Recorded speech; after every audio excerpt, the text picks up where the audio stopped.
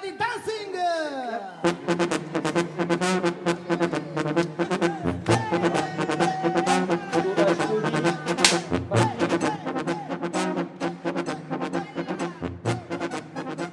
Bonjour, bonjour à tous. Nous sommes aujourd'hui le 9 juin 2023 et j'ai la grande chance et le grand honneur d'interviewer mon ami Claudie Floutier, qui est artiste et qui était ma professeure à l'École des Beaux-Arts de Besançon. Et donc nous sommes ici dans ton appartement atelier et on va présenter quelques œuvres que tu as faites durant toute ta carrière. Et donc au départ, tu me parles souvent de ton enfance avec ton grand-père. Donc c'était dans la Provence et puis tu vivais un peu comme une sauvageonne, un peu dans la nature et tu cueillais des herbes aromatiques Mon et grand-père. médicinales. Voilà, oui. Donc voilà, si tu veux nous en parler de ton enfance. C'est-à-dire que je suis née après la guerre, juste après la guerre, et c'était vraiment pas riche chez nous, mais pas du tout. Chez mes parents, c'était vraiment la pauvreté. Et quand je suis née, mes parents pensaient que c'était plus intéressant pour moi, en tout cas, d'aller vivre chez mon grand-père, qui avait 2 jardins, et dont je pouvais être nourrie facilement, tandis que mon père n'avait pas de quoi subvenir à mes besoins, en fait.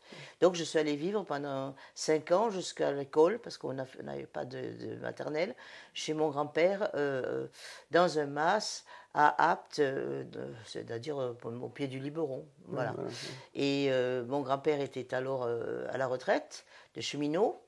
Et il avait un ami qui était herboriste. Et donc, sa deuxième occupation après ses jardins, c'était d'herboriser. Donc, il m'a amené à herboriser avec lui.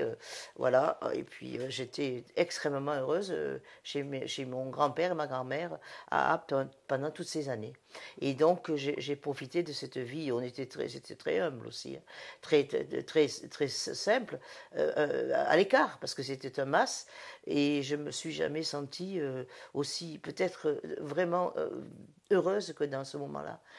Il n'y avait aucune perturbation. Oui, voilà. Il y avait simplement des odeurs. Mon grand-père était assez silencieux, mais c'était un homme extrêmement tendre et donc il me passait énormément d'amour. Et puis je me sentais réconfortée. Voilà. Donc c'était une très très belle petite enfance. Oui, et tu as eu la chance de vivre pleinement dans la nature. Ah oui, mais complètement. On était Oui, dans un mas qui ne lui appartenait pas. Hein. Il n'était pas non plus riche. Et donc, il avait ce mas où il y avait des poules, des lapins, évidemment, pour nous nourrir, évidemment. Mais ce mas, il le louait.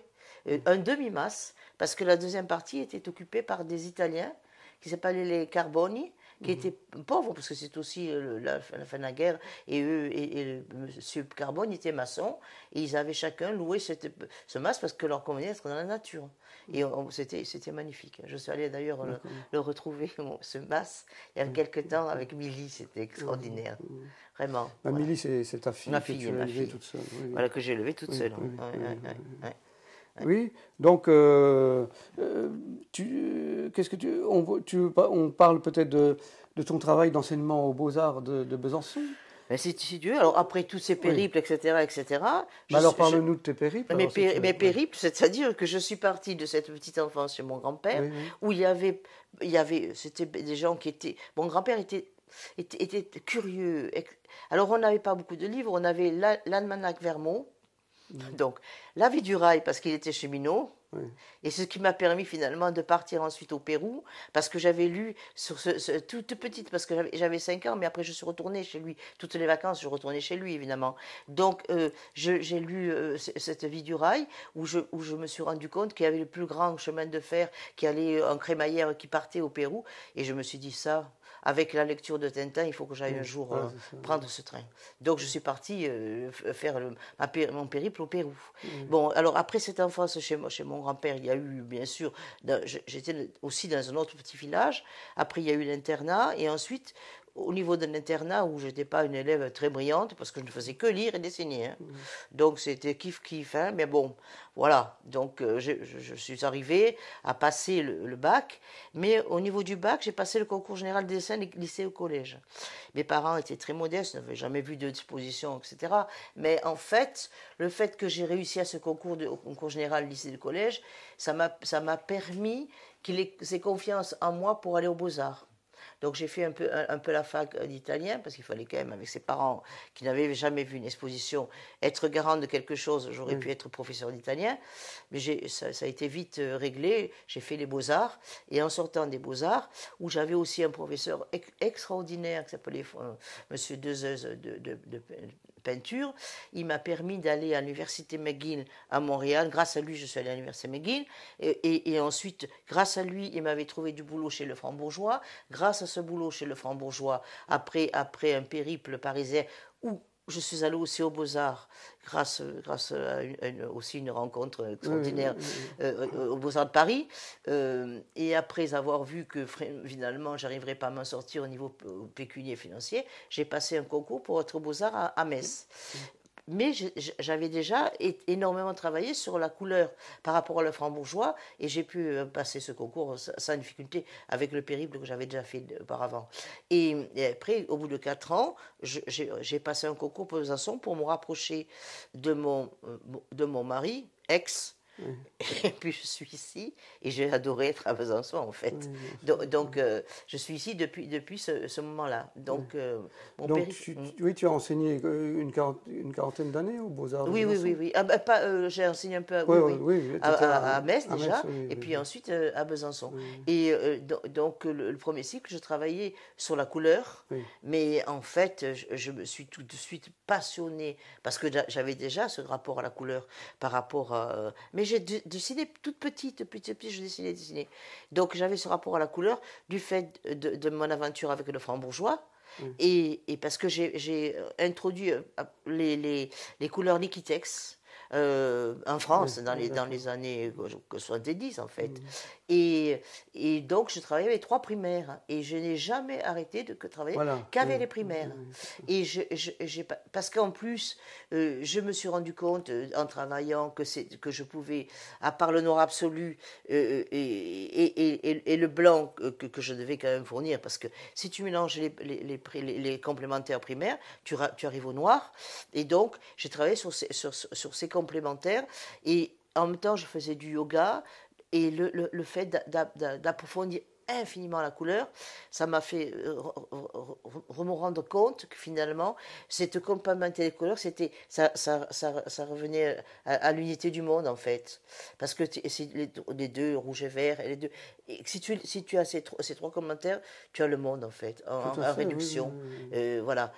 Donc ça m'a totalement passionné. J'ai enseigné cette notion des 3 primaires dans mes cours de couleur, et longtemps après, j'ai vu une exposition de Charlotte Salomon au musée de l'art moderne juif. Juif, parce qu'en fait, c'était une femme qui est morte, tu vois, en camp de concentration. Elle n'a même pas pu arriver. Elle était enceinte, elle était jeune, et on l'a dénoncée. Et là, il y avait une exposition sur elle qui était d'un charme fou, cette femme, un charme fou, et qui est à la fois musicienne et qui était aussi un très grand peintre qui travaillait avec les 3 primaires. Alors que je me suis rendu compte, entre la musique qu'il y avait dans les écouteurs pour écouter l'expo, et ensuite la qualité de ce travail, parce qu'elle elle se racontait, comme un peu je me raconte moi, avec ces 3 primaires. Je me suis dit, tiens, ces affinités viennent de très loin. Enfin, ce n'est pas elle qui m'a indiqué le chemin, mais je me suis trouvée en complète compassion avec cette femme, et avec une grande tendresse pour elle, même si elle était morte depuis un moment. Voilà, donc j'ai eu ce rapport. Et j'ai énormément aimé enseigner aux Beaux-Arts, énormément, vraiment. Ça a été. Mais en même temps, quand j'ai arrêté, Bon, là, j'ai énormément continué à aimer ce que je faisais donc, dans ma vie. Donc, ça m'a laissé comme mon grand-père qui était cheminot. Quand il a fini à la retraite, eh ben, il a herborisé. Et moi, j'ai fait j'ai continué à faire mes petits trucs. Voilà, j'ai continué ma vie. Ça m'a pas manqué. Ça n'a Pas pas du manqué. tout. Non, non, non. Alors que j'ai beaucoup aimé, mais ça m'a pas manqué. Oui, mais... J'ai rempli ma vie autrement, hein, de toute façon. Oui, bien donc, sûr. Oui. voilà, Mais moi, en tant qu'élève, je tiens à te remercier parce que c'est vrai que tu nous as ouvert l'esprit sur d'autres mondes. Oui, c'était... Non, mais c'est très important pour un artiste d'avoir un maître, entre guillemets. Donc, Une maîtresse. oui, non, mais c'est vrai, oui, parce que l'art, ça s'apprend aussi. Ben, oui, ben oui. Et puis, malgré moi, j'ai appris aux Beaux-Arts avec des professeurs. Mais bon, ils étaient pas très compliqués, mes professeurs. Hein. C'était pas des grands intellectuels. Mais ils étaient bien, voilà, ça marchait bien. Métier, Ils connaissaient le métier. Et puis surtout, bon, nous, on allait dans la nature. On n'était pas encore dans les concepts, l'art. Hein. C'était pas compliqué. Hein. Voilà. Mais voilà, donc j'ai appris avec eux. Et puis, de toute façon, étant donné que je travaillais sur le Frambourg, j'ai réappris. Ensuite, j'ai fait tous les stages que j'ai pu faire au niveau de la compréhension de la couleur, je l'ai fait. Mais au niveau du yoga, etc., j'ai approfondi continuellement. Puis bon, en même temps, je suis curieuse, donc... Ah oui, c'est ça. Donc, voilà, j'ai pas...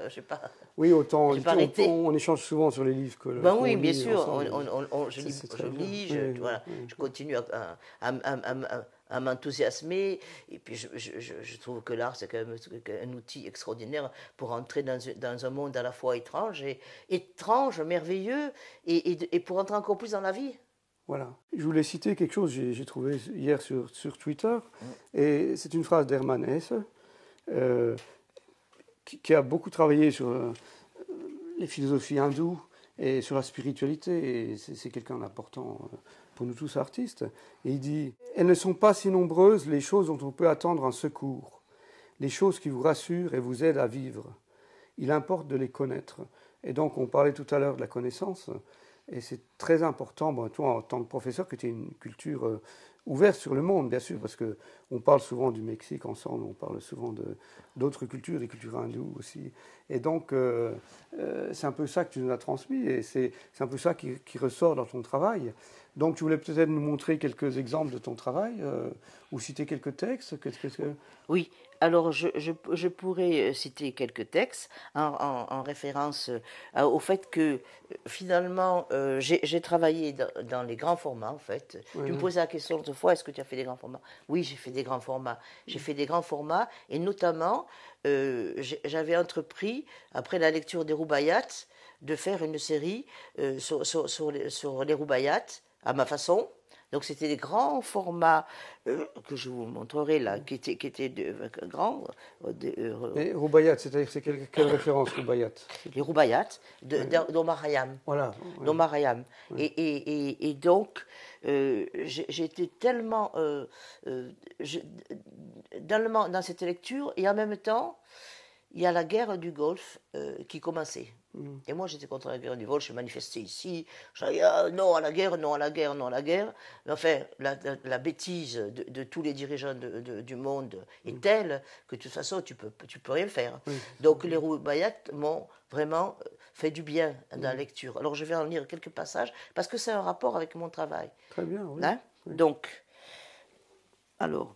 Le jour où ce coursier céleste des étoiles d'or fut scellé, où la planète Jupiter, où les Pléiades furent créées, dès ce jour, le divan du festin fixa notre sort. En quoi sommes-nous donc coupables, puisque telle la part qu'on nous a faite?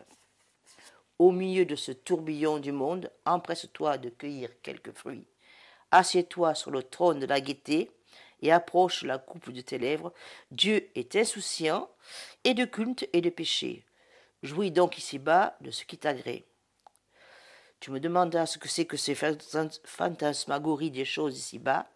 Te dire à cet égard toute la vérité serait trop long. C'est une image fantastique qui sort d'une vaste mer et qui entre ensuite dans cette même vaste mer. Voilà. Donc ça c'est Omar Khayyam. Omar Khayyam. Donc c'est des Roubaïat, ce sont des espèces ce sont là c'est la logium, enfin 110. 129, 232, etc. Voilà. Voilà. Et à un Donc, moment, il dit cette poignée d'ânes placée entre deux bœufs, ce que nous sommes. oui. Donc voilà. Et donc, j'étais vraiment extrêmement touchée par ces textes. Et ces textes, je les ai relus actuellement, parce qu'avec ce qui se passe dans la situation, tu veux, dans tous ces pays du monde qui sont agités par toutes ces guerres, par toutes ces fureurs contre les femmes, j'ai entendu dire ce matin à la radio que des jeunes d'Afghanistan, des jeunes femmes qui à l'école, ont été empoisonnées. Oui, oui, oui. Parce qu'elles allaient à l'école. Alors là, ça, si tu veux, ça me... Donc, et lui, c'est quand même, tu vois, un homme d'Orient, tu vois. Oui, oui, oui. Cette roue des cieux court après ma mort et la tienne, ami. Elle conspire contre mon âme et la tienne. Viens, viens t'asseoir sur le gazon, car bien peu de temps nous reste encore avant que d'autres gazons germent de ma moussière et de la tienne. Oui.